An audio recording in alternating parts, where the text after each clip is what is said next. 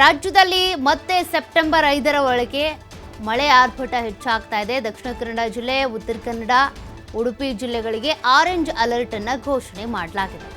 ಬೆಳಗಾವಿ, ಧಾರವಾಡ, ಚಿಕ್ಕಮಗಳೂರು, ಕೊಡಗು ಇಲ್ಲೆಲ್ಲ ಕೂಡ yellow alert ಅನ್ನು ಘೋಷಣೆ ಮಾಡಿದ್ದಾರೆ. ಶಿವಮೊಗ್ಗದಲ್ಲೂ ಕೂಡ ಯೆಲ್ಲೋ ಅಲರ್ಟ್ ಜಾರಿಯಾಗಿದೆ. ಜನ ಎಚ್ಚರಿಕೆಯಿಂದ ಇರಬೇಕು ಅಂತ ಹವಾಮಾನ ಇಲಾಖೆ ಸೂಚನೆ ಕೊಟ್ಟಿದೆ. ರಾಜ್ಯದಲ್ಲಿ ಮತ್ತೆ ಸೆಪ್ಟೆಂಬರ್ 5ರವರೆಗೆ ಮಳೆ ಆರ್ಭಟ ಮುಂದುವರಿಯುತ್ತೆ ಅಂತ. ಈಗಾಗಲೇ ನಿರಂತರವಾಗಿ ಅನೇಕ ಜಿಲ್ಲೆಗಳಲ್ಲಿ ಮಳೆಯಾಗ್ತಾ ಇದೆ. ಮಳೆಯ ಆರ್ಭಟದಿಂದ ಏನೆಲ್ಲ ಅವಾಂತರಗಳು ಸೃಷ್ಟಿಯಾಗಿದ್ದಾವೆ ನೀವು ಗಮನಿಸ್ತಾ ಇದ್ದೀರಾ. ಹೀಗಾಗಿ ಇನ್ನೂ 5ನೇ ತಾರೀಕುವರೆಗೂ ಹೀಗೆ ಮಳೆ ಮುಂದುವರಿಯುತ್ತೆ ಅನ್ನುವಂಥ ಸೂಚನೆಯನ್ನು ಭಾರತೀಯ ಹವಾಮಾನ ಇಲಾಖೆ ಕೊಟ್ಟಿದೆ.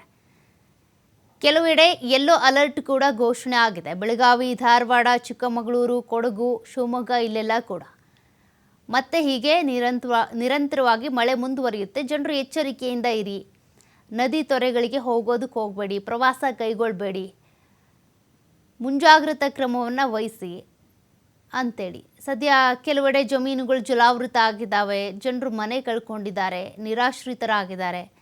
ಅಂತಹ ಅನೇಕ ಘಟನೆಗಳನ್ನು ನೀವು ಗಮನಿಸ್ತಾ ಇದ್ದೀರಾ.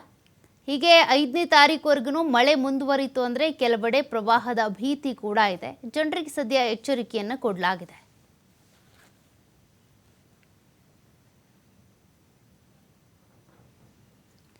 ರಾಜ್ಯದಾದ್ಯಂತ ಅನೇಕ ಜಿಲ್ಲೆಗಳಲ್ಲಿ ಮಳೆಯಾಗ್ತಾ ಇದೆ, ನೀವು ಗಮನಿಸ್ತಾ ಇದ್ದೀರಾ. ಕೆಲವೆಡೆ ಮಳೆಯಿಂದಾಗಿ ಆಗಿರುವಂಥ ಅನಾಹುತಗಳನ್ನು ಕೂಡ ನೀವು ಗಮನಿಸ್ತಾ ಇದ್ದೀರಾ.